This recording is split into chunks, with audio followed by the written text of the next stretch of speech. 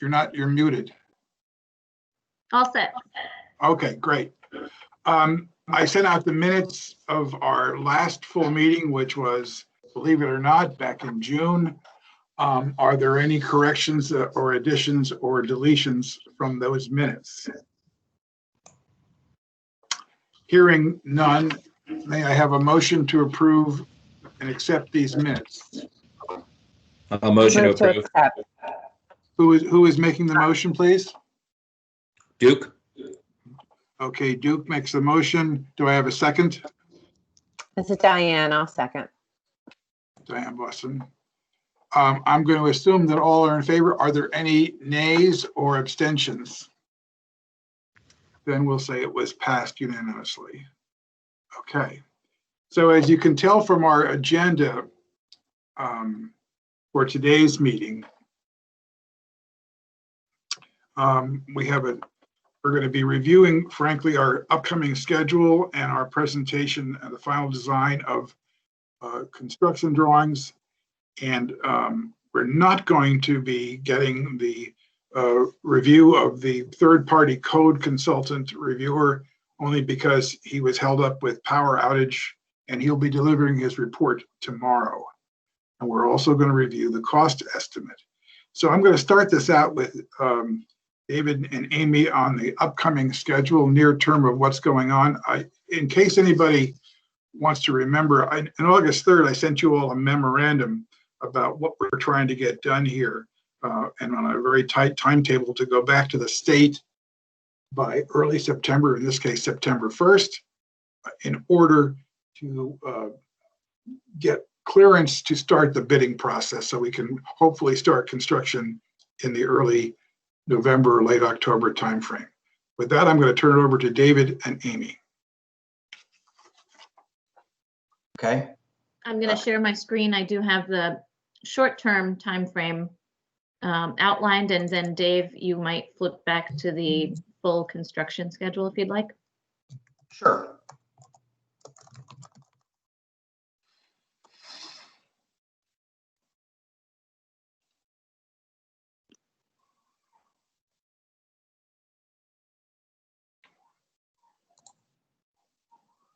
So on the screen, you'll see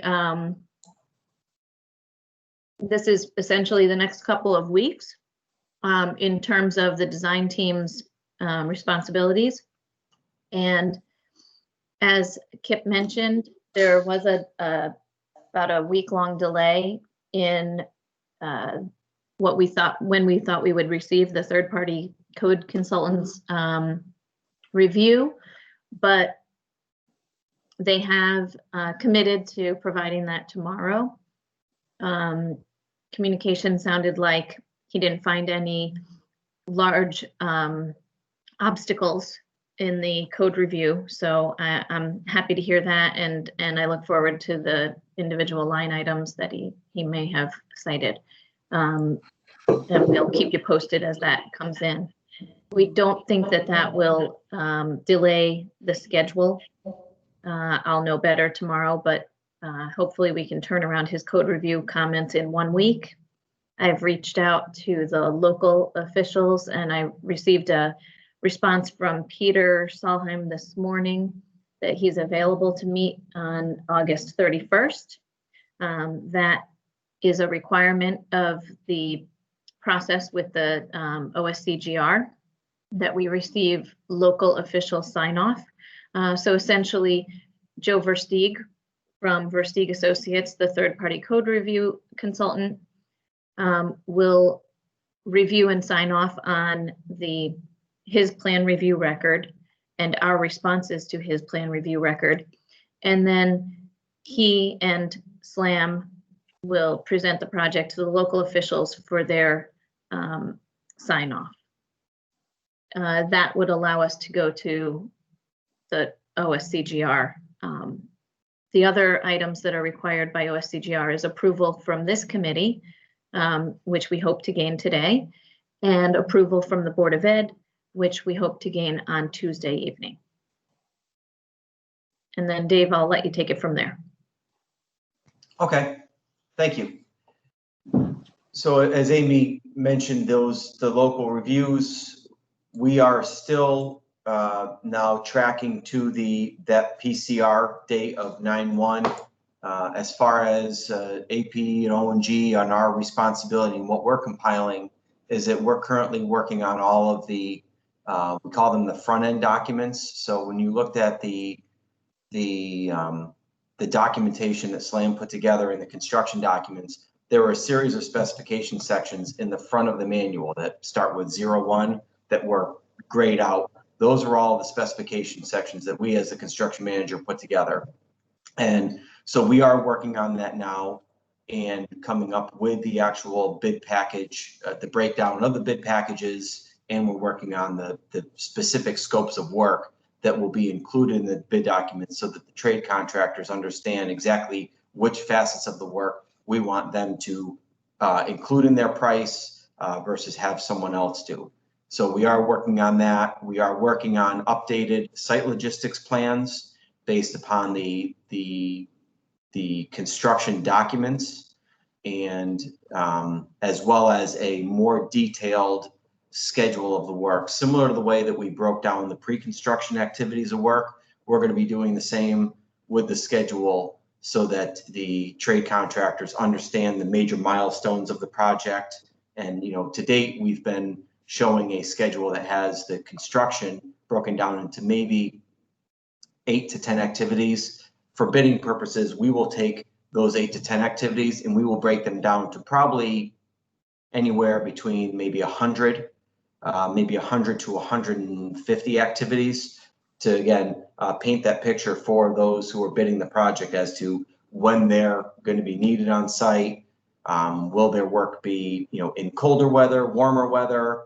So, and that's where we'll also help delineate the academic wing work versus what's going to be happening with the assembly wing work. So we are working towards a goal of having the schedule, the site logistics plans, the bid packages, and the front end specifications to SLAM by the end of next week. That's the 28th, so that the PCR set that's reviewed on the 1st has that documentation included in it. And that's really what we are focusing intently on at this point. I would say one of the other items that that we're still tracking is the ASTA approval, because that is an item that is going to be needed by OSCG&R in order to be granted approval to bid. We can go up to the PCR without having it. However, they won't grant us approval. There have been some scenarios where they have given a contingent approval to bid, but we're hoping to get something back. And I don't know, I don't know where we are with that as far as if we've gotten an update from Ty and Bond recently and if they've heard any comments. I know they submitted a packet back to ASTA almost a month ago, and I think we're waiting on comment from them. Could I just comment on that just for a moment? Sure. Because Randy's not here. I'll be talking to Jeremy Ginsburg, Planning and Zoning Director, after this meeting, but supposedly Craig Yanis was hopeful that the state, DOT, would be back to him by the end of this week. We realized that is one of the hanging pieces of regulatory approval that we have left to get done. We know we need it to get the bidding started, and we'll work very hard to get it done in as quick a manner as possible. Okay? Okay. Thank you. So, Great.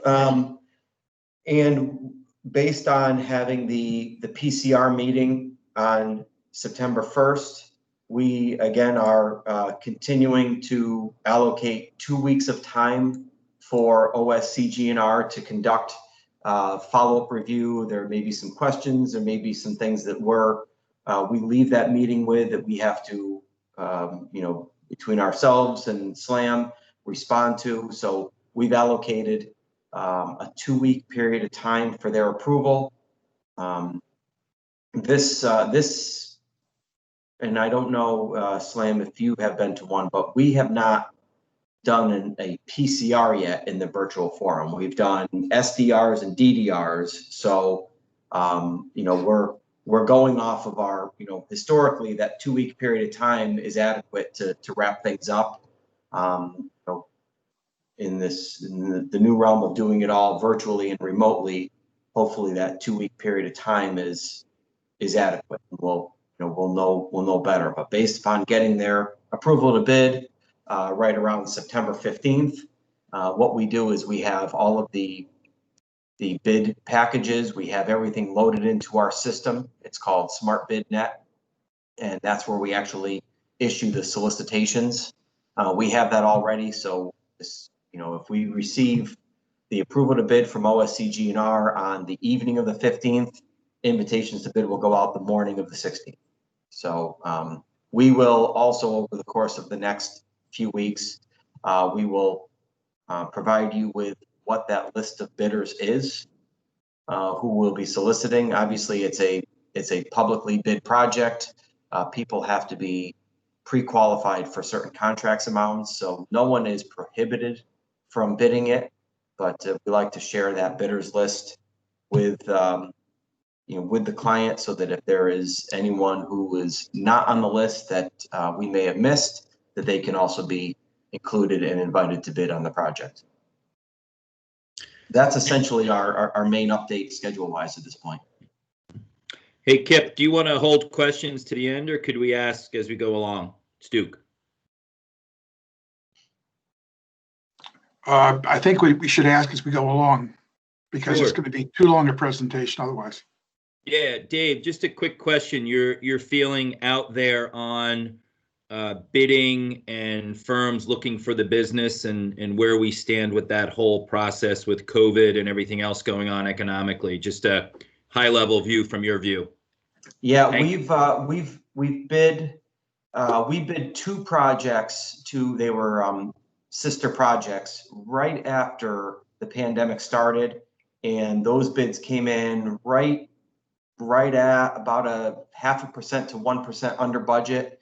We bid a private school project we bid it June and July, and we saw those numbers coming in more like 5 to 6% under budget. So I think that you know, as of right now, we're in somewhat of a holding pattern with the pandemic. You know, the requirements on trade contractors have been pretty stable for some months now. I think people are growing accustomed to the working environment of having, you know, masks and distancing, and so I don't think we're going to see any spikes with that. And I believe we're going to get some people who are hungry to get to work on the books for 2021. So I anticipate we'll have some good coverage of this project. Again, you know, that's one of our responsibilities, is to make sure that we're pounding the pavement and making sure that we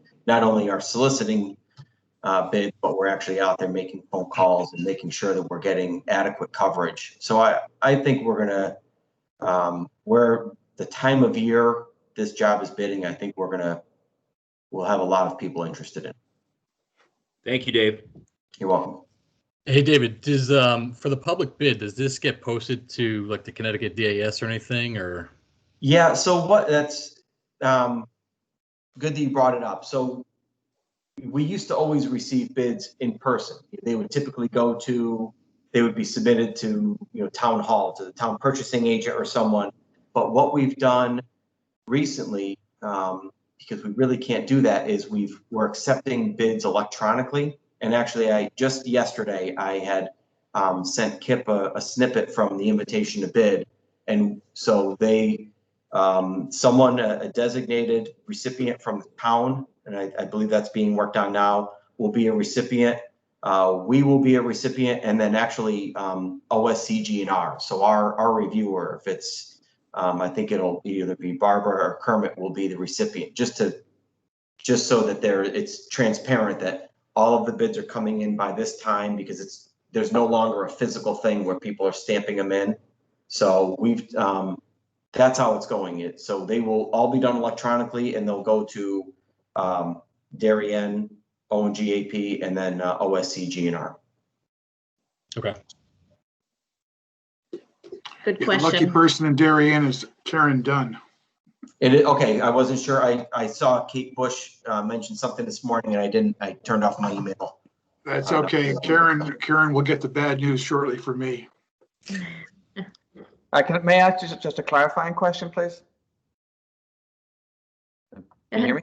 Yeah, Yeah. Oh, yeah. yeah, I can ask. I can follow up offline with Kemp or Amy or Dave, whoever it is, because the State Department sometimes are very fussy about the actual language you use for approvals for Monday night or Tuesday night board meetings. So whoever it is I talk to get the exact language of the approval that we need.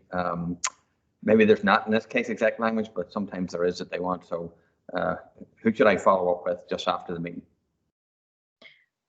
I think Kemp or I. Okay, I'll do. Thank you. Yeah, and I'm sorry, I was on a meeting prior to this one, Oh, that's so fine. I saw your call come in and I had to. That's fine. Thank you. Thank you. Sure. Any other questions for Dave on the schedule? He will be presenting the cost estimate a little later, so we can talk about that then. Okay, I'll move on to go back to the presentation and we'll talk about the final CDs. So you all received access to the CD documents. We shared those end of June. And oh, sorry, the date on the drawings is end of June, but they were shared out and you should have received a couple of hard copies in July. Yep. We have the review of the documents, a formal review document from Diane that went back and forth with our team. But for the most part, it's been relatively quiet, but I assume that you all are busy and you know that the documents are being reviewed by both O&G and the code consultant as well, and as well as your consultant's SES. So I think that they're well done and we're confident that we'll get good bid numbers from the completeness of the documentation. And today we've prepared renderings that match the renderings you've seen in the past, but include all of the value management strategies that we had implemented at the end of design development. So some of these have been updated accordingly. But I'll run through these. I think this is the type of presentation that we'd be happy to share again with the community after the Board of Ed receives and accepts the renderings, and perhaps put on a website. So let me know when you'd like that information shared. So the view from the entry as you pull in, changes to the design really at this point were at the front entrance. And so you'll see that that blue portal has been extended and will provide some weather coverage as you enter. It also provides a location for the video phone call-in button for someone to be let in through the security monitor station, campus monitor. And we maintain the good views of the entry and the parent loop from the offices of both ELP and the elementary school admin.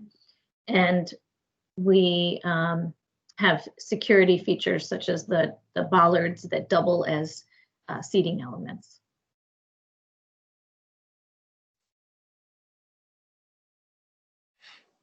A closer look at the front entrance as you pull in.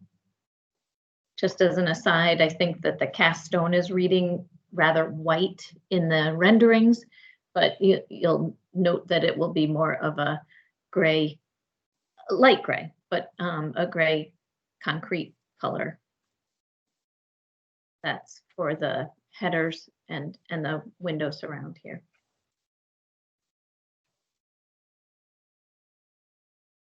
A view of the assembly wing, which will be phase 2 of construction.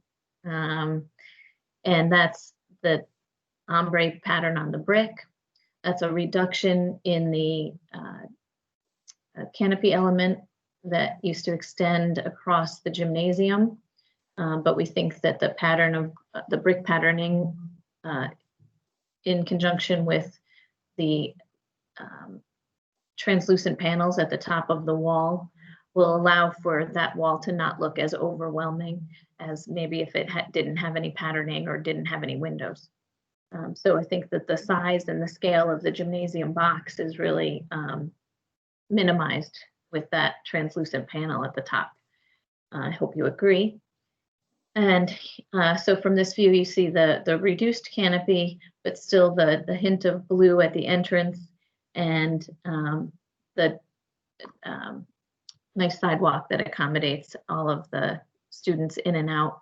So that'll also be a popular location to come in and out for functions in the gymnasium, the platform, or in the cafeteria. And here's a view from the side of the cafeteria where there's a spill out space, both lower level here where there's a curved stairs, and then at the patio level for the cafeteria.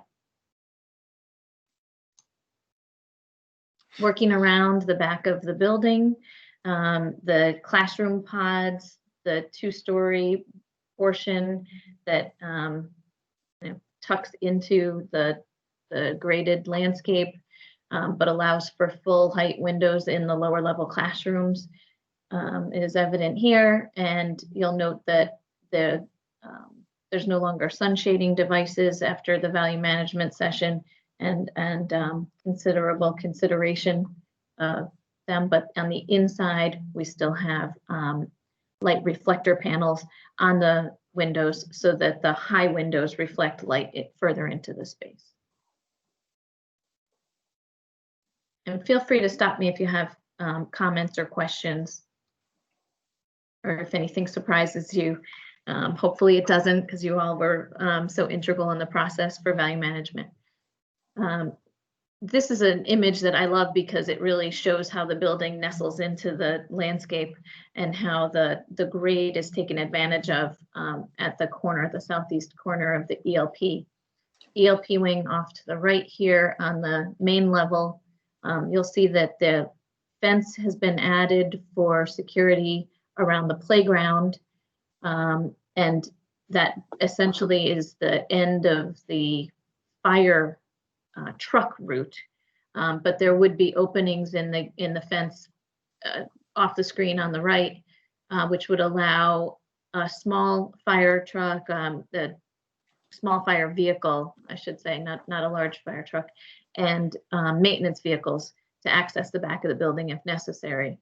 For the most part, this will be a pedestrian walk and really provide exit-only access from the lower level classrooms, but it also provides access around the back and to the open space beyond.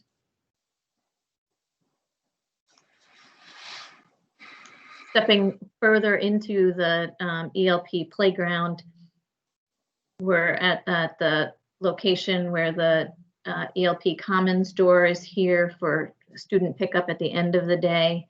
And you'll note that the fence is showing up here to protect the playground from both the fire lane access and the parking lot beyond.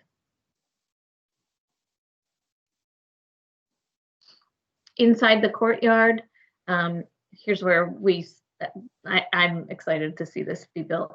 But the amphitheater, the backside of the ELP Commons, which is going to allow for that room to be so bright. And you'll see the rain chain here, where students can observe the trickle of water on a rainy day through the dry stone bed that ends in this garden. It wraps around and really is all along the side of the courtyard. But then beyond, you can see the outdoor classroom that connects to the art room. And of course, the path up above that connects back to the main lobby. And so here you are standing, if you walked out of the main lobby and you were entering the courtyard, you'd be on this upper patio, and that's the view looking south.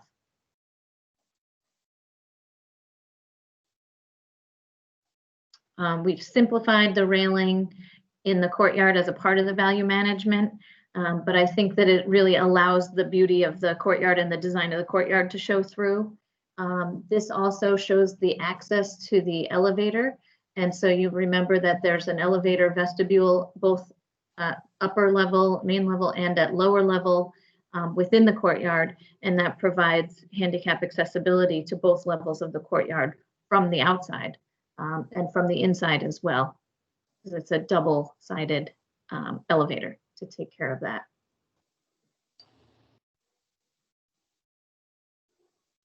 And then moving to the interior, here's that lobby space, a view toward the main office. I like this view. It shows the secure vestibule to the right, where the doors would remain locked and secured glazing in place, and the access to the security monitor, campus monitor through this transaction window, so that all of your visitors are vetted and can proceed directly to the main office through the vestibule, rather than coming into the main school before they get vetted.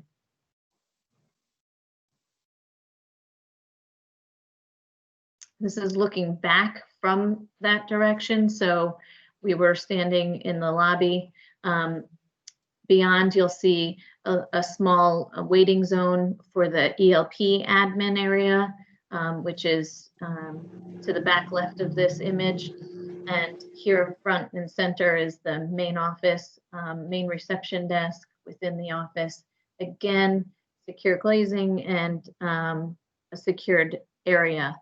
And then this is the sort of revised location or orientation, I should say, of the main stair.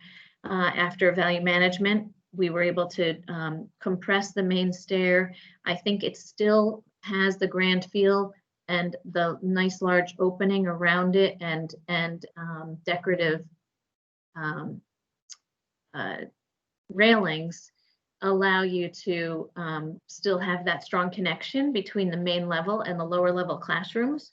But we reoriented it and made it a little more compact in order to keep the lower level mechanical spaces tucked in, and to be able to be built during phase one as a part of that phasing change that we did at the end of design development.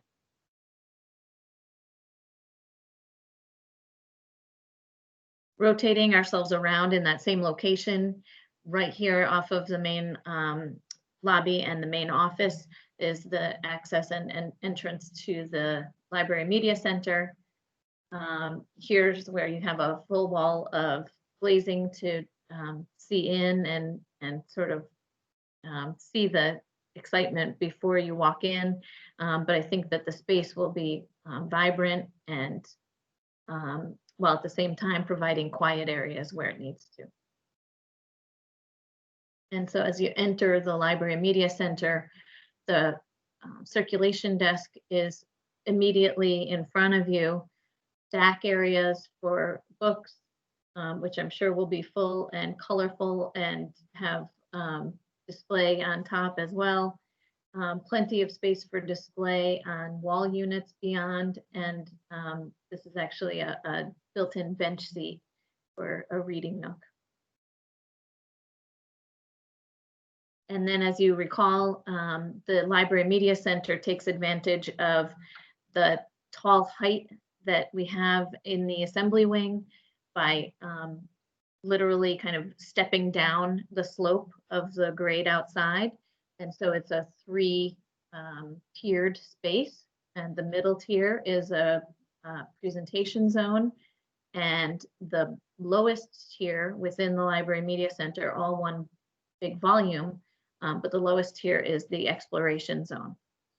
So the exploration zone has vinyl flooring, a little bit more durable materials, expecting some creative juices to be flowing, and maybe some crafts going on in the teaching space, and then carpet in the other two areas of the library.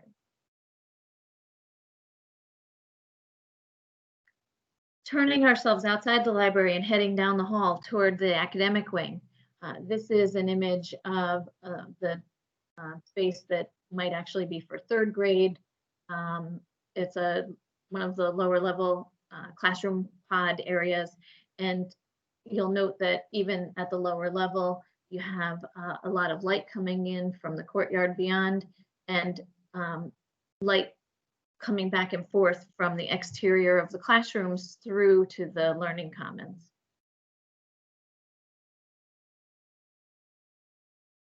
And this is a view in the other direction. The furniture hasn't yet been selected, and these are furniture pieces that you'll see in the center of the learning commons. So they might end up being slightly different than what we're showing here. And we'll work on that as we move forward in the furniture design phase. And we'll talk to Luke and his staff about what's appropriate, and maybe it's something different for each of the grade levels. But we'll want to make sure that we're providing very flexible furniture in that zone so that it can be rearranged and used in multiple configurations, small team work, individual work, or a larger group gathering could all take place there. Now, back up on the main level in the assembly wing, we're looking at the cafeteria. From the corridor, there's a ramp behind us, and the music rooms and bathrooms for the assembly wing are to our left. You can see the servery in this image beyond, and the drop off for trays for dishwash return is off in the very far right. But the cafeteria itself will be a really beautiful space, and I think that the ceiling that we were able to maintain, the design in that area is really going to be appreciated. I think that this image is great. I wish that we could see a little bit more light coming through the end. I think it almost looks like it's nighttime in this shot, but I can imagine that during the day, this would be a very bright space. Like this one. So daytime in the ELP Commons. And you'll note that the ELP Commons, again, the furniture will be very flexible. We'll make sure that they can have both large group gatherings for a couple classes at a time, and also zones where individual students can work with their teachers.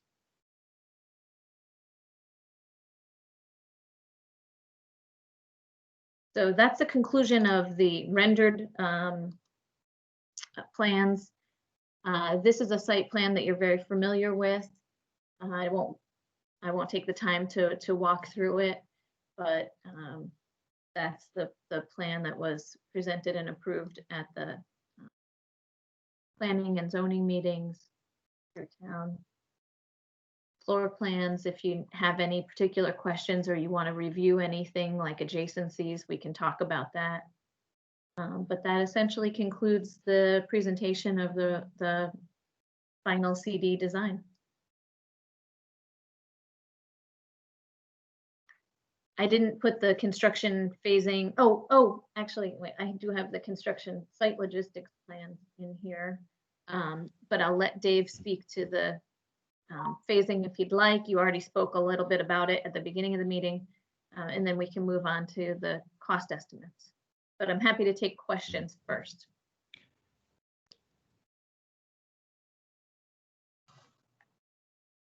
Amy, this is Kemp. I just wanted to thank you for all the work associated with getting the renderings updated to reflect all the value management. I know that was a lot of work, and I think the building looks great. Really excited about it. Amy, this is Duke. I concur with Kemp. It's exciting to see how it all came together. Katie, it might, I don't know your thoughts here. My one thought on all these great renderings are we had a lot of conversation about the gymnasium and the stage. Is there any way to get or build into this before we go to the public, kind of a look and feel of what that looks like, Amy? Sure.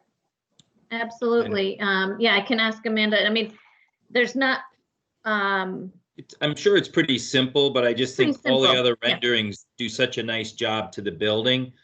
You know, I think showing that space and the additional space that was decided upon makes sense in terms of how we're trying to build a lot of flexibility into the building. Sure. Yep, we can add that for the Board of Ed presentation on Tuesday night. I think that would be great. Thanks, Duke, for raising that point. And I agree, these images Sure. are beautiful. I can't wait to show the community because it's great to have something exciting. The only other thing is I didn't see 3 through 5 plans today either. So that might be just one more thing to think about including in the in a rendering for the community. The plans for next year? Just the ultimate part, yeah, just as we're thinking about the completing part for the ultimate result for the place-based K through 5. You had a slide about ELP, I believe. Oh, okay. Yes. No problem. I can add those back. Amy, I'm not sure if Katie's referring to the same thing, but the ELP main area is maybe still open a wee bit in terms of the design of the 2 rooms that are in the entranceway. I don't know, but anyway, it's just a note. The rooms in the entranceway. I think there's aren't a couple of speech rooms or. Oh, the speech offices? Yeah. Mm-hmm. Right. So those offices are off of the ELP Commons. You know, kind of using the Commons as a passageway, because as you know, the ELP Commons will have doors on hold opens that allow it to be a part of the corridor system on a day-to-day basis when it's not being used as a separate function. I'll take it offline anyway, but I thought it was still a wee bit of an open item discussion about how to finish that off. But anyway. Okay. Amy, this is Kip. I had a question. I saw the fencing along on the upper level of the courtyard. That's been changed from that special design to just a standard type fencing, which looks fine. I just want to make sure I understood that was the case. That's correct. So actually, the value management line item that we accepted and pulled into the cost estimate reflects a change from the Bach Modern system down to a custom handrail, guardrail system. And so the savings in this case, in our current recommendation, would be even greater than what we were able to capture in the value management list. Okay, so it's basically in the courtyard, it's if you will, a standard type fencing, which looks good, by the way. Thank you. I think we were conscientious of the concern about climbability.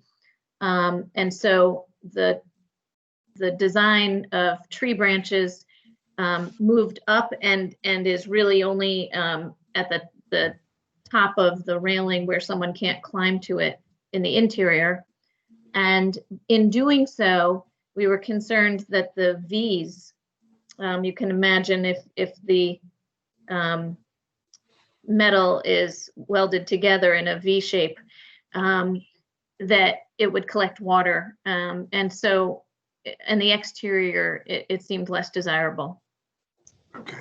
So I think it'll provide for you some easier to maintain and more durable finishes as well. Is that rail that Kip was referring to, is that still carried on the interior though as well? It is. Yeah. It is. So you'll note that rather than having sort of tree branches all along the height of the railing, we've raised them so that they're well above knee level or like hip level of the children. So for safety reasons. But then these notches in here became a concern for Jessica as she was starting to do the detailing of the railing for the exterior. And she thought, you know, rather than have water sitting at each of these notches on the exterior when it rains, let's make that a more simple design as well. And my last question was, we discussed the fact that there has been apparently all along radiant heat has been designed in the floors of the ELP classrooms. I never heard back from the district or the Board of Education whether that was something they required, because obviously it's a far more expensive approach to heating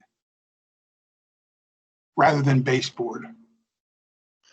Well, so it wouldn't be rather than baseboard, it would be rather than the extent of heating in the VRF combination with the baseboard.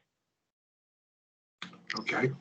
But yes, you know, I welcome comments from the staff if you have any. I don't know. Kemp, if you want to join in. Yeah, I don't know if Mike's on this. I don't think he is. Is he? Mike Lynch is on this? I don't think so. Yes, I'm on. Yes. Mm-hmm. I've been in buildings that had both the radiant heat in pre-K and kindergarten classrooms where there's a lot of floor activities. The newer systems are a lot easier to maintain. The older systems used to suffer from corrosion. It's pretty much been eliminated with the new materials they're using for the piping. I don't know what the value difference is between, you know, fin tube radiation on a wall or underslab. I don't think it would be all that much of a difference. You know, controls and all that sort of stuff, circulator motors, that's all going to remain the same. So I think it's going to be a wash. It might be a little more comfortable, but I think pricing wise, it might just be a wash. All right, I just wanted to make sure the question was asked of the district and the Board of Ed. Thank you. Kip, this is Kemp. In a pre-K space and oftentimes in K environments, kindergarten environments, we typically do the radiant slab heating because the kids are on the floor all the time, and it's just a more comfortable, warmer feel. And I agree with Mike's assessment that the cost I think is about a wash. Okay. Amy, just real quick, up in the upper playground by the ELP, with the fencing added there, it still seems quite open from a security standpoint in terms of accessibility to the parking lot. Is that something we need to think more about? And is it just more maybe planting / screening over and above the fencing? Or is the recommendation that it be that open from a security standpoint? That's always a delicate balance, and Yeah. I appreciate that. Yeah, I think in my opinion, and I'll talk with Jessica about this, sometimes the renderings don't show all of the plantings, first of all. So we'll have to look at the planting plan and really make a better assessment. I do agree with you, and I would probably like to see some more plantings in this area of the fence on the right-hand side where the play equipment is. And for the reason that you mentioned, visibility, I think my recommendation would be to keep the left-hand side more open so that people in these windows can see if an adult was approaching or if someone entered the play area who shouldn't be there. Yep. Thank you. Sure. Hi, this is Diane. Amy and Kemp, I want to thank you both and your team for all the hard work. I think the building design has really come together. These renderings really show a really lovely building, and I think we're all very excited to go forward with it. I'm particularly excited about the courtyard, and I think that's going to be an incredible learning space. And I'm really happy with the way that has come together.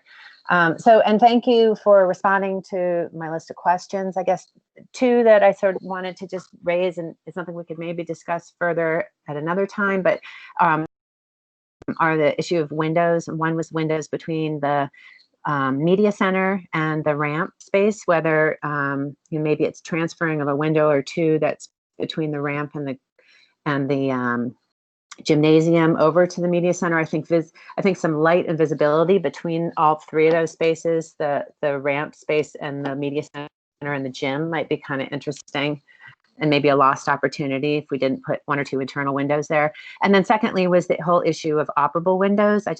I understand that operable windows provide a challenge to maintaining the HVAC system, which is so sophisticated in this building. But I do think we need to make sure that everybody at the Board of Ed in particular is comfortable with the scope of operable windows we have in the building, considering the situation that we're in right now with the coronavirus and whatnot. So I wanted to see what you thought about that.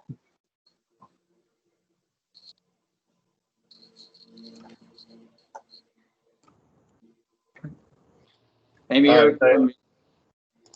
sorry, Diane, this is Kemp. Thank you for your comments. I agree. I think the courtyard will be a tremendous learning space. We could take a look at the windows on the ramp between the media center. We do have glass doors at the intermediate level. We do. To the ramp. So that is one area where we are getting some borrowed light through.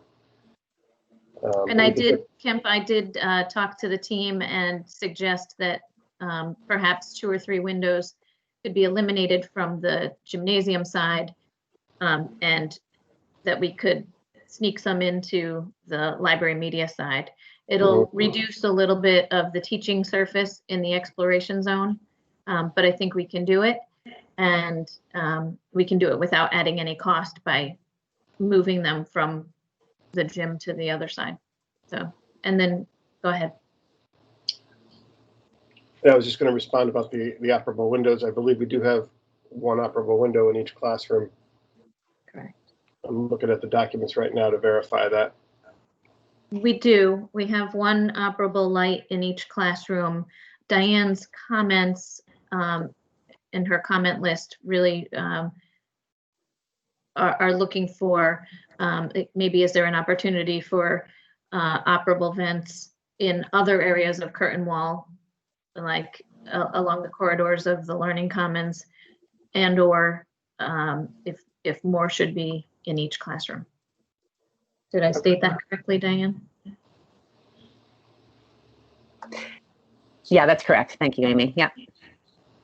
I guess my concern is that I don't want the building to be completed, the school to move in, and then there to be dissatisfaction with the operation of the building with regard to the operable windows. And having gone through the process, I recognize it seems like the sophisticated HVAC system that we have in the building will provide all of the fresh air needed in the spaces and some, but it's just a question of whether that's a desire on the part of the Board of Ed to have that ability, or whether we're all very comfortable with things the way they are. I just don't want there to be dissatisfaction on opening day that there weren't more windows that opened. So certainly the more ventilation that we have in some cases there, the better. And we're learning that from the planning that we are having to reopen schools at the moment. Kemp, I just sort of lean on you a little bit of the level of ventilation through the windows, and also Mike a little bit as to what's optimal in that case, or where's just sort of, I don't know, the Goldilocks effect of what's just right. But clearly that has come up this year in terms of our buildings at the moment for ventilation. So is there, as you design these buildings now in the light of COVID, like, are you inclined to put more ventilation in terms of operable windows?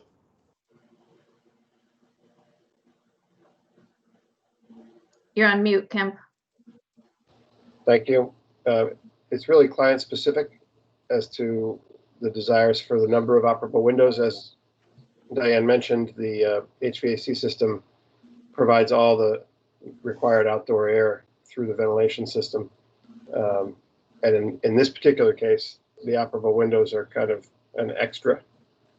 So for those shoulder months where you can use outside air and gain some outside air, you can open the windows as a supplement. But I think the point about possibly putting operable windows on the curtain wall in the corridors may be something we could look at as a potential alternate. And we'll talk to our HVAC engineer about that.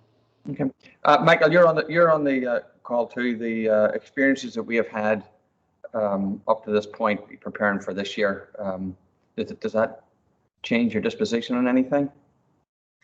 No, we have. I remember when we looked at putting these windows in at Ox Ridge, there were there's limits on how far they open.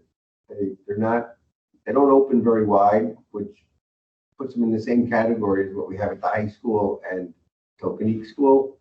And I know when, they are strictly supplemental. When a fan unit or a blower is not working, the opening the window is going to help a little, but not a lot. I think it's more a mental comfort that, oh, I'm getting fresh air right from the outside, that seems to calm people down.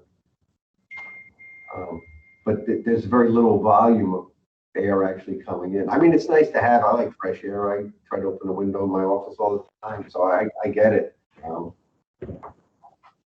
I know in Middlesex, there's only 2 out of 4 windows per classroom that operate, and that's the way the building was built. That seems to be fine, but the windows do open fully. I think there's one window, Mike, at Tokenique, which is one of the newer schools, in that the kind of the bend out in each classroom. There's limited windows that open there also. That's what I meant, Tokenique and the high school. The high school actually has a few more windows than Tokenique, but Tokenique has a couple windows in the great room and in the hallways, in addition to the classroom windows that can crank out, but they only crank out about 3 or 4 inches. Right. They don't want them to open out and be a hazard for somebody walking by. The high school opened a little further out, maybe 6, 7 inches out, but not that much. And the high school windows are actually bigger. The sashes themselves are bigger too. But it does work to the extent that you can feel some fresh air occasionally, and you can see it. You can hear a little rain if it's. So people like them. I don't think you can have enough operable windows that would, give you really positive fresh air from the outside without compromising the functioning of the HVAC systems. I don't think that's possible. It's kind of a balancing act between the two. It is, and ironically, even though my own preference and kind of mental comfort, as you're describing, would tell you, let's open a window to get fresh air. On these new buildings with the new systems and filters in the air ventilation units, the filtered air that you get from the HVAC unit is actually cleaner than the outside air if it didn't run through that filter first. So it's an irony. It's just not human nature to believe that, but it's not necessary for any kind of ventilation requirements, even in this COVID environment, but it is nice to have. And, to Diane's point, we limited, because of value management in the schematic design phase, we limited the operable windows to just 1 sash per classroom. And it may benefit the school to have a sash or 2 open as you walk along those long corridors with a lot of glass, just as a for instance. So we could build that in as an add alternate to the project so that it doesn't add cost to the base bid project numbers, but that if you have available funding at the end of not at the end of the project, as you move forward with the project, if you have available funding, and if that rises to the top for where you'd like to spend that additional funding, then that would be a line item that you could accept. Isn't it also true, Amy, that the new systems, which is ironic, we don't have to bring in outside air because they already treated from the outside. Can it also be used to kill germs and things like that? I mean, systems can be put into the HVAC system that can kill viruses and things of that nature, or am I dreaming? I'll have Kemp speak to that because I know he's actually had conversations with our engineers in regards to the toolkit that we put out for public schools for reopening. Go ahead, Kemp. Right. So Kip, you are correct that there are systems that are out there that can be employed, primarily a UV type, I don't know how to call it, like a sterilization system, Right. On the inflow. But we have had some recent conversations with our engineers just in general about those concepts, and their feeling is just the filtration, maybe a little bit higher level filtration on the supply side is more than adequate to trap the particulates that are being talked about with viruses and so forth. I'm certainly not an expert on it, but that's been my takeaway from those discussions. Okay. So yeah, in light of that, I mean, I'd be interested to hear some feedback, maybe from again, more from Luke and Alan and Mike. But it seems that potentially pricing in a second window in each classroom, or a third, or a couple operable windows in the hallways, or potentially in dining area. It kind of, I would let SLAM kind of use their expertise to determine which might be practical places to add, to consider them as an add alternative if others agree that that would be something to keep in the project as a potential future option, based on price, I suppose. So having No, been in buildings with the wall of windows in a hallway or something, I think it is maybe it's not scientifically needed, but I think it is a nice feature to have them push open just slightly. So I think that's a nice thing to have. And you know, I really don't have a scientific reason around adding a second window in each classroom. They don't open that much anyway. You know, perhaps that second one as an option is a nice to have, and a reassuring thing to have, but I can't say scientifically like that it's needed. But certainly the ones in the hallway, I think, add a nice sweet feature. yeah, I agree with Alan and Mike in that it's a nice to have. If it can be part of the scope of the project, that's great. But I've also learned through our conversation about HVAC that it is an unintuitive, desired feeling to have that air. You know, the air is getting treated and circulated through the HVAC system. So I get that as well. So it seems to me like a nice to have. We want people comfortable, particularly with the new normal. So where it can be reasonably added, I think that's a good thing. This is Kemp. To Diane's point, we'll be happy to take a look at some of the larger spaces and expanses of glass that may benefit from an operable window or two. And the areas that come to mind are the glass curtain walls along the corridors in the main academic wing, perhaps the ELP commons, and as you mentioned, the cafeteria. Right. I think I'd be an advocate for those areas, especially where they open into the courtyard, and they don't become a potential safe.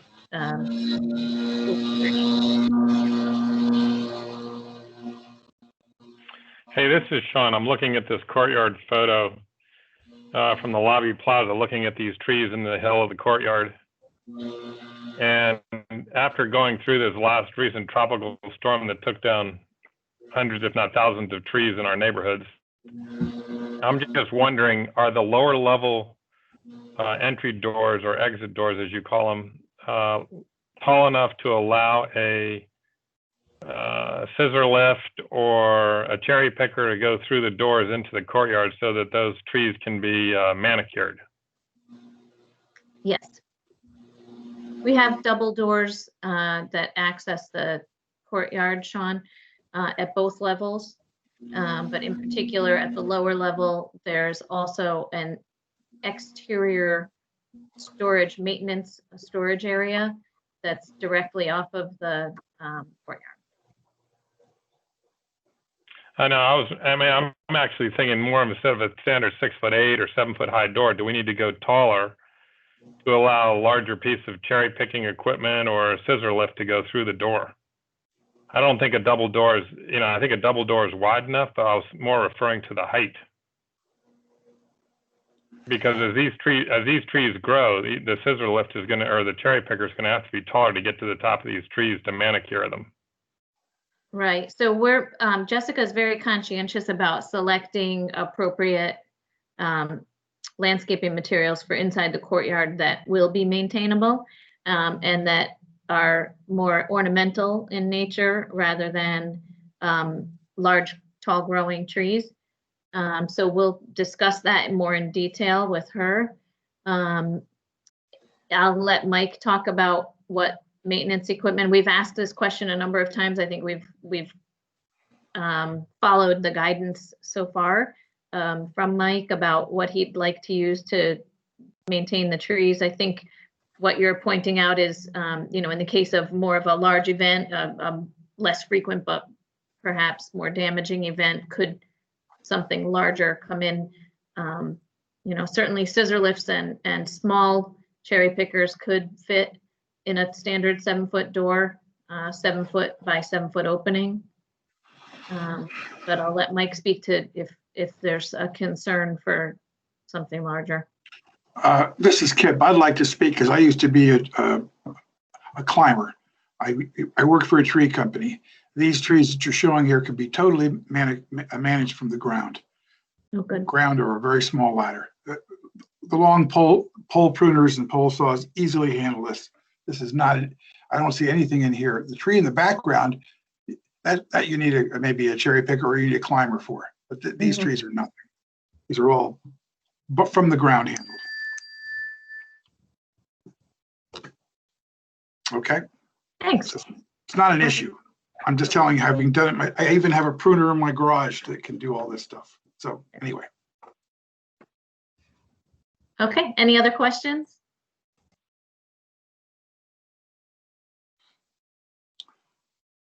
So I have the takeaways that we'll look into the borrowed lights. I'll get back to you because I think that's already in progress, Diane, about the borrowed lights into the library media center.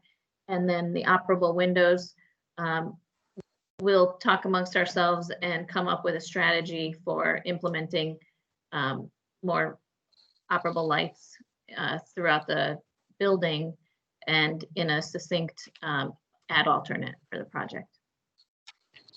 And you'll add a rendering of the gymnasium per Katie for this presentation, because when it goes to the public, they'll show about the gym, right? Correct, the gymnasium and also the K-5 playground. Okay, good. Okay. Next. All right, so I'm going to turn over the show now to Dave, and you can move on to the next topic, which is the cost estimate. Okay. Can you see my screen? We can. Yes. Okay. All right. So the format for this estimate, I believe most of you received the estimate at this point. Just the broad scope of it is that along the left side here is the item that the component of the work. It's if there's a quantity for it, the unit cost, and then the total. The blue column is where we are with the construction documents estimate. And then as a reference point, we included the at the end of design development, and then what that value was, and then the difference from our current estimate to the design development estimate. So to look at things as a whole, looking at things relative to the overall 63 million, we are approximately 1.4 million or 2.2% above the 63 million. There are various things that played into that. We can talk through them, but I wanted to just kind of skip down to the bottom before we go into any detail. So The estimate is, there's a series of pages of backup, but we'll try to hit things at somewhat of a higher level so that we can, leave time for questions. So looking at things, the site of the project continues to be challenging, not impossible, but challenging. While we were able to recognize approximately, 450,000, which is this number down here. If you can see my cursor from the value management and DD, we were able to recognize most of that. However, we did have some things come back into the project that are increasing the costs. Having to bring in the underground propane storage tank for fuel for this for the building. We are still we're currently working with SLAM and their consultants on a couple things. One being the sanitary system and the possible reuse of the existing lift station that's on the north side of the property, and trying to figure out some strategies to reduce the cost of that system even further as we get into bidding. So we're looking at trying to bring this gap here, this $281,000 down closer to a net zero increase. There are some items related to the stormwater detention system that had increased since last time, mainly related to the depth of the system. We increased the depth of the system by another 2 feet to bring in the amount of stone that was required by the compliance reviewer for that system during the town approval process. So that's really, and then we've accounted for some soil stabilization because of the two-phase approach in building the new building in close proximity to the existing, to make sure that we're keeping the existing foundations of the school protected. So we've accounted for things, and like I said, the site is, it for a while has been complicated, and we're looking for strategies, continuing to look for strategies to reduce the cost of the site. Are there any questions about that before I move on? This is Kip. I just wanted to add to everybody's understanding that when David was talking about adding additional stone in the drainage in the base, it is due to the Darien planning and zoning requirement, absolute maximum rule, that we treat every property as a fresh meadow, and therefore all water has to be retained on the site. And therefore we had $250,000 roughly additional dollars for another 2 feet of trap rock required in our drainage system. These are parts of the cost of the town's plans. So I just want you to be aware of that. And we don't yet have a site to store off-site 8,000 cubic yards of soil temporarily. And we're working on that still. That could be an expensive addition to this area if we can't find one and have to truck it away and bring back new stuff. That's all I wanted to add. Thank you. Thank you for adding that, Kip.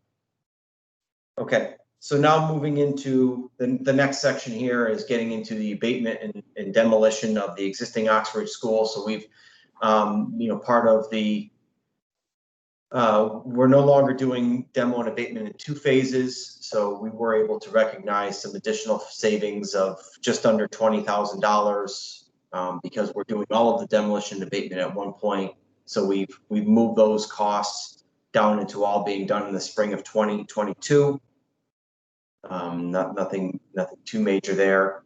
The new building cost, from where we are now is we're looking at approximately $39.5 million for trade costs. That's the actual trade contractor's cost to construct this new building, which is down just a little over $4 million from where we were in design development. So, the efforts put into coming up with the value management list and understanding which were acceptable, which were not, and then SLAM diligently actually incorporating them into the documents paid dividends there.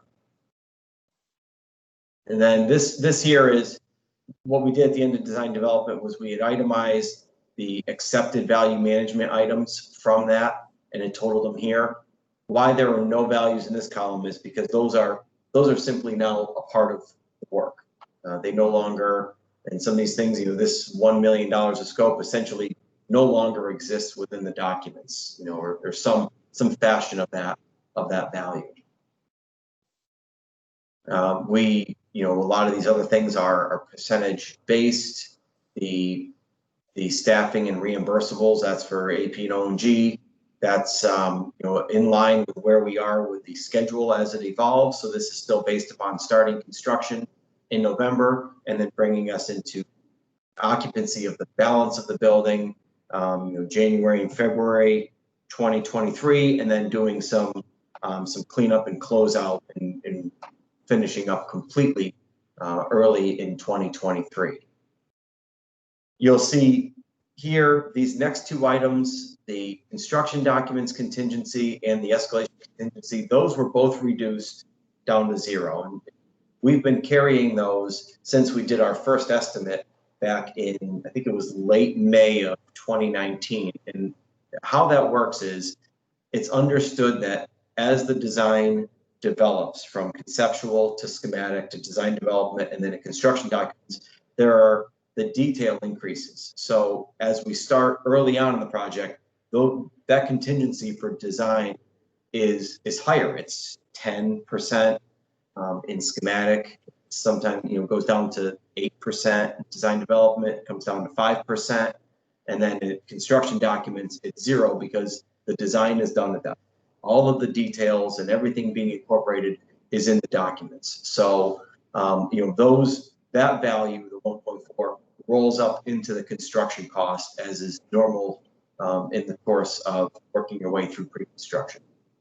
Escalation, again, there too, is that there is no more accounting for escalation. We are at the point where we're going to be bidding the project within the next 4 to 6 weeks. So there is no need to account for that.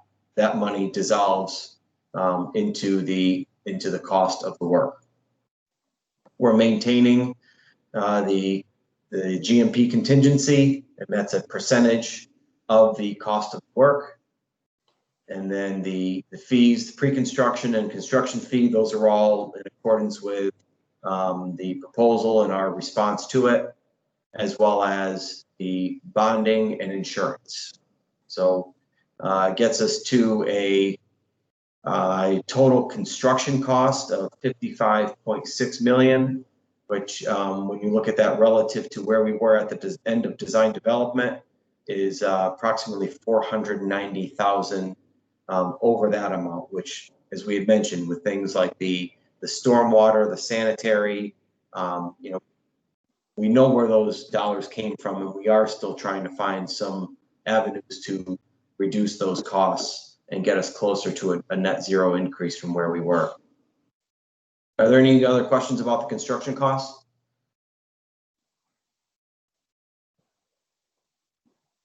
Okay, so working with various members of the building committee over the past couple of weeks, we've tried to hone in on the soft costs. These are costs that are outside of ONGAP's contract. However, in order to get a perspective on the overall cost of the project, we've been including these in here since we did the conceptual estimate. So as we've grown closer, we've been able to get feedback as to closer proximity of where these costs are. And we made various adjustments to these numbers in the past couple of weeks. Some fair number of them went down, some went up. And, all in all, the soft costs of the project went up by approximately $56,000, which brings us, approximately $550,000 over where we were at the end of design development. So, getting back to Duke's comment a little earlier about, the bidding climate, again, it's very difficult for us to commit and figure out absolute best numbers we are going to receive from trade contractors on the day of bid. We do our best to analyze historical information and assess the cost of things based upon that. Given what we've been seeing recently and the market, to be at, around 2% leading into bidding, I don't think there's a need to approach that with a, high level of concern because of the climate and, and our hopes to get a good, solid pool of bidders and people who are really want this project. This is Kip. A question I had when we talked the other day about item 14, 15, and 16. I think, Amy, you were going to try to reach out to the specialists on that as to whether those numbers were still good numbers. That is technology, telephone, and security system. Any luck so far, or are you still waiting to hear back? Yes, as a matter of fact, we finalized that discussion late yesterday. So poor Dave didn't receive communication from me to adjust it until this morning. But the comments essentially confirmed the numbers that you have here, with the exception of a transfer of funds from one line to another. So the D'Agostino company was very comfortable with the line item 14, the value for the telephone system. I'm going to skip 15. They were questioning why 16, security system, is incorporated into the soft costs at all.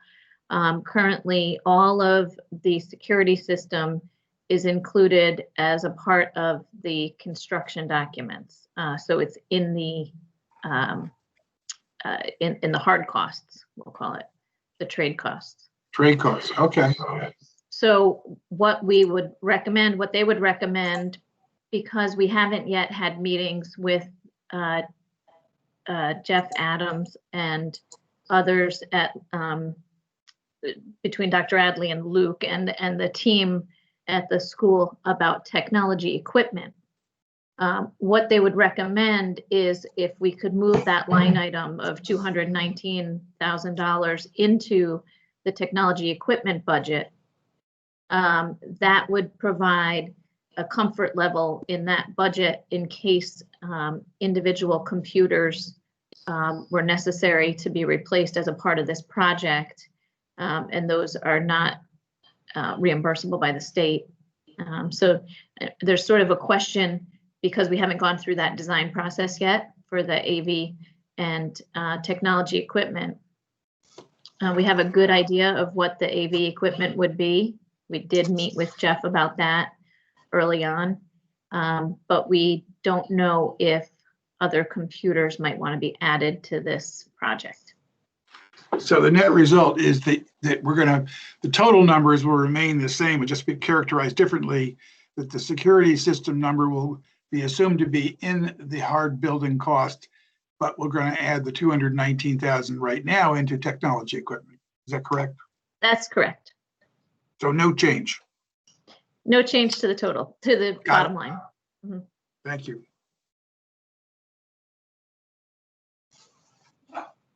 Are there any other questions on the estimate? And by the way, Amy, when will that number, now the new technology equipment number, when will that be computed or shall I say closely examined and refined? Right. So the design for the technology equipment will go toward the end of the construction process of phase 1. We want to do it all in one phase, so that but allow for delivery of that equipment to take place when the building is turned over, both in 2022 and then in 2023. So in order to meet the installation in, let's call it first quarter 2022, we would recommend design start really end of next year, middle of next year, 2021. So about this time next year, we should be wrapping up the design documentation for the technology equipment and the furniture, 2 separate packages, Right. and then going to the state for their PCR process for those 2 separate bids.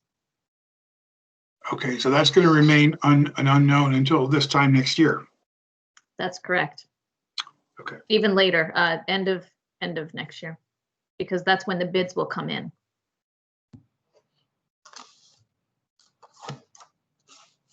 Well, no, you got to have the equipment on site to open up the school in the first quarter of 2022. Correct. Okay, yeah, so assuming maybe a 10 to 12 week lead time, then I guess that would be about October of next year. Okay. Bids would come in. Mhm. All right.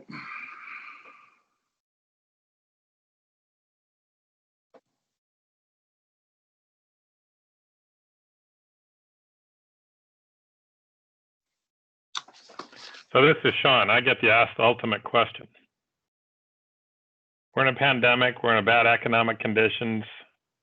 Dave mentioned that bidding is going to be about equal to what it was pre-COVID.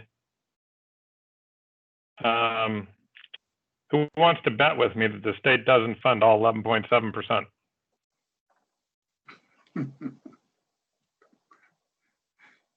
Not me. I actually asked that question of the reviewers, and they were confident that it's secured. So They secure enough to put it in an escrow account? Because 11.7%, $7.3 million. We got an owner's contingency of 4.5. I don't see a swing of $5 million going back to the town of Darien and asking for $5 million more. Agreed. Not in today's environment.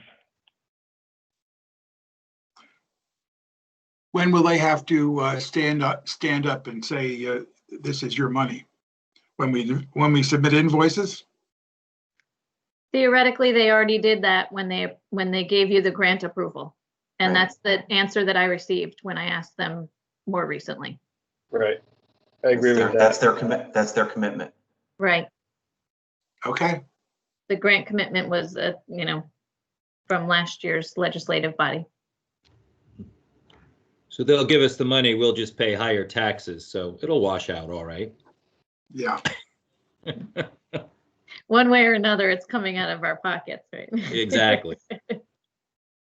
Yes, sir. Understood.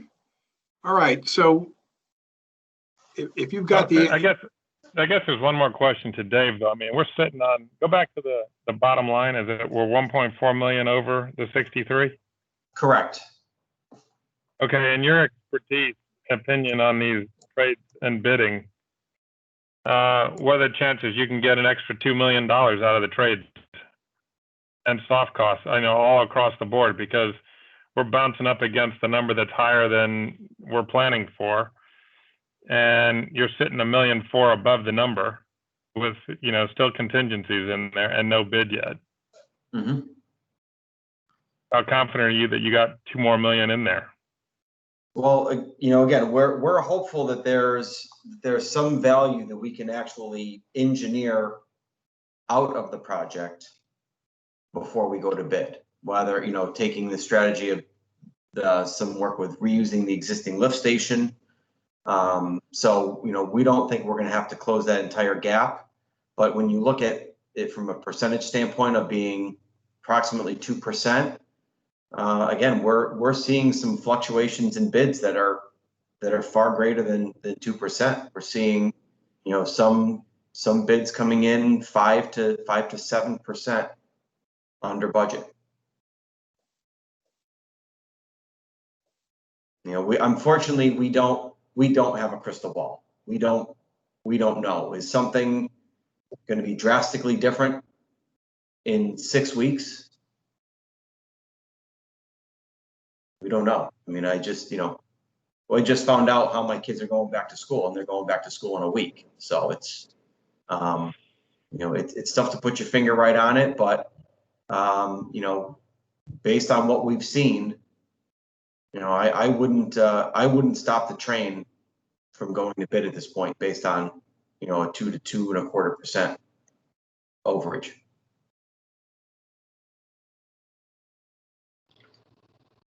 Yeah, Sean, this is Kemp. I agree with Dave. I think the best way to figure out what cost is going to be is just to bid it, and we, you know, if we have an issue at the end of bidding, we can deal with it at that time.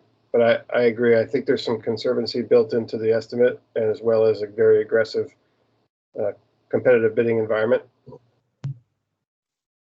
and we're hopeful that we will come in favorable.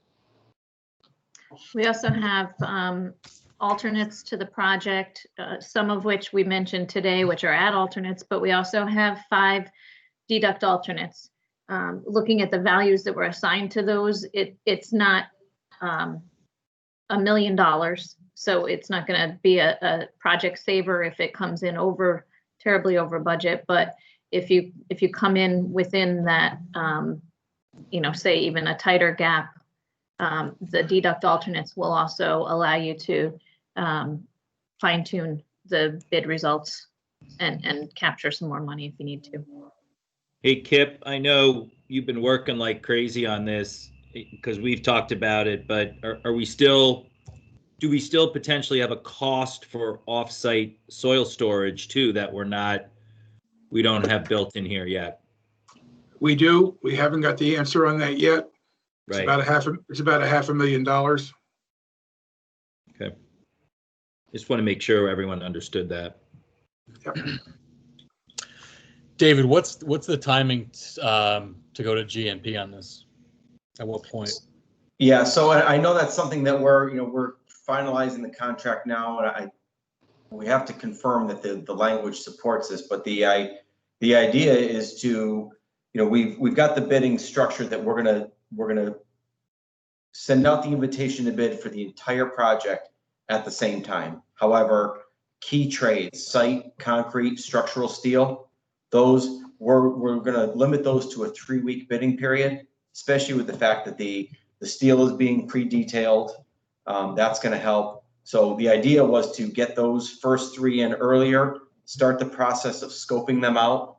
And then what our schedule currently shows, and I'll flip to that right now. I was looking at that this morning.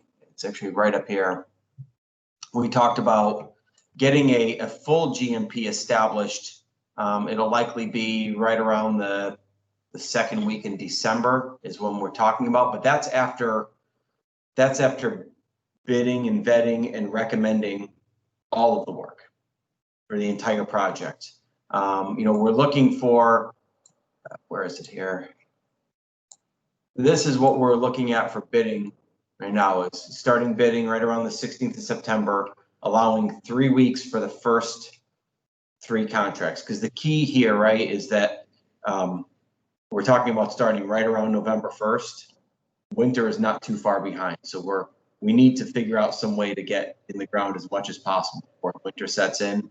But we are likely going to have to review these activities a little bit, because if we were to make recommendations, my guess is that there may be reluctance on behalf of the committee to accept the recommendation for any trades until the rest of the packages have bid, to know where we are from an overall budget standpoint.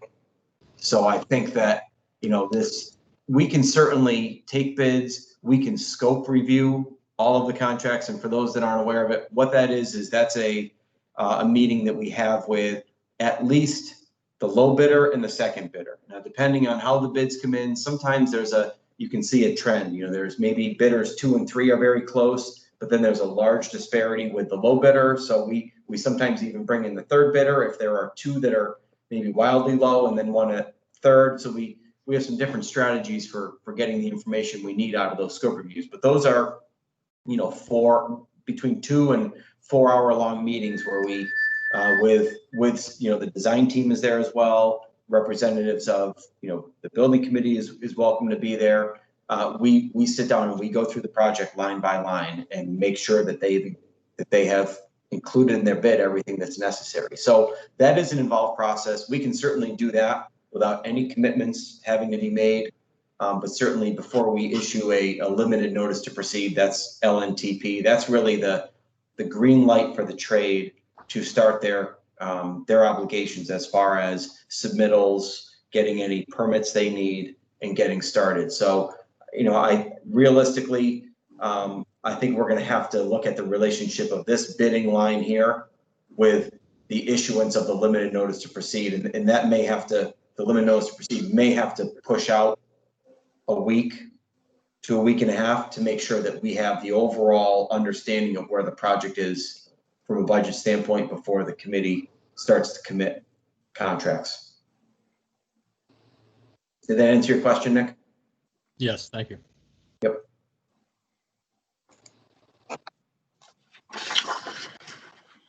Okay, are there any more questions with regard to our cost estimate? And as you can see, that there's obviously going to be there'll be some adjustments as we keep working on, as David mentioned, items that will hopefully bring the cost down even before we go to the bid process, such as the lift station and others. Hey, Kip, it's Sean. Can we add the contingency, the 500,000, onto David's overall budget so that we're carrying the number visibly? The what contingency is that for offsite storage? Yeah, offsite storage. Okay, we can, and We can put it in here as a we can put it up here as, you know, allowance for you know, allowance for soil, you know, soil not stored offsite. It's basically what has to happen is that the soil would essentially all be wasted. Everything that we don't need, the trade contractor will then be responsible to find a place to dispose of it and then bring back new suitable material when the time comes. So that's essentially what we'd be looking at. Now, again, that's one of those things that on bid day, we may get a local trade contractor who has a place where he needs that soil, and it's going to be nowhere near a cost impact to them as it would be someone else that doesn't have a place for it. And that is a place where we may see some substantial spreads in numbers on bid day site-wise because of people finding a different way to manage it. But if you want this amended to show that allowance in there, we can certainly do that. I vote to keep it there so we don't forget it's a line item. Yep. Oh, I haven't forgotten, Sean, but you're fine to put it in there. I agree. The committee to see it. Yep. Dave, we talked a little bit about where we are economically with bids, but any thought in the firms that you know that the tightness of the site, the phase construction, something like, you know, the offsite soil storage, do you think they're challenges that people will look at and not want to bid? I don't think so. I don't think that this project is, you know, is undesirable. You know, I think there are some, from a site work standpoint, I would say the site on this project is probably the most complex aspect of it, right? Between the soils management, the amount of earth that's being moved. I mean, there's a total of, I forgot how many yards of material, but it's got to be upwards of, you know, 19 to 20,000 yards of materials actually moving around the site.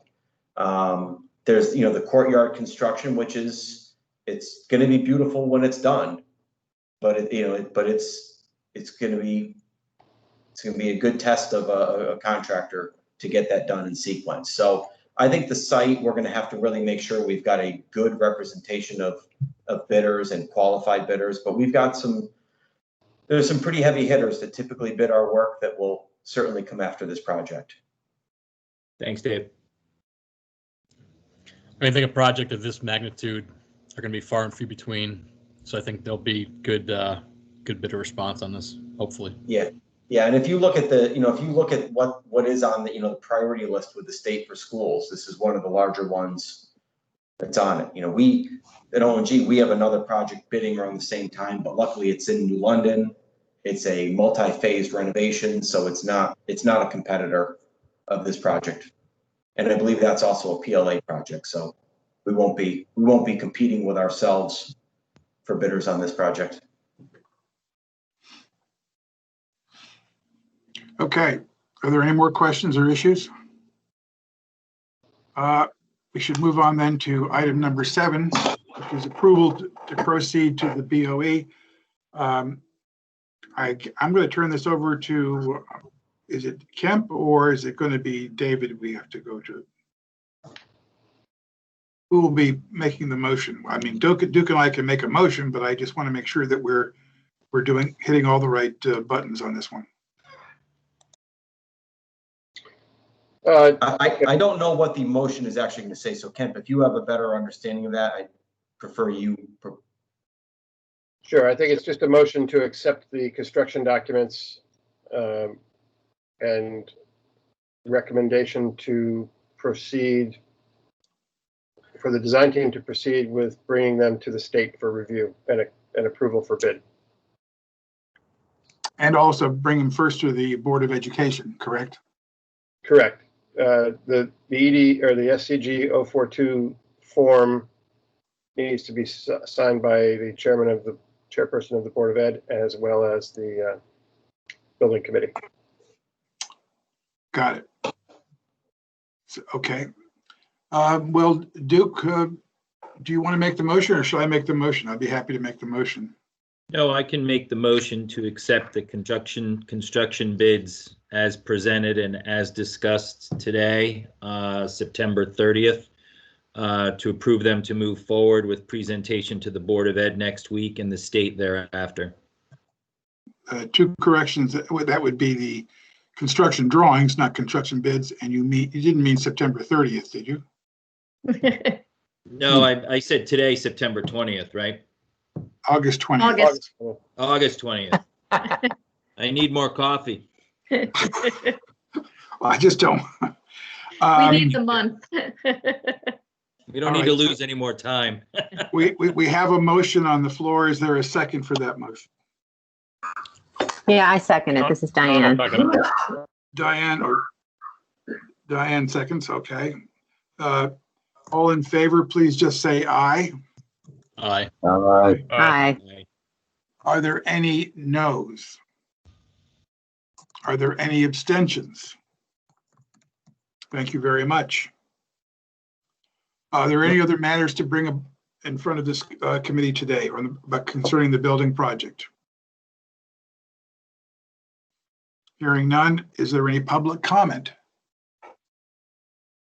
I just want to let the record reflect that we all miss Diane's cookies and baked goods, these virtual meetings.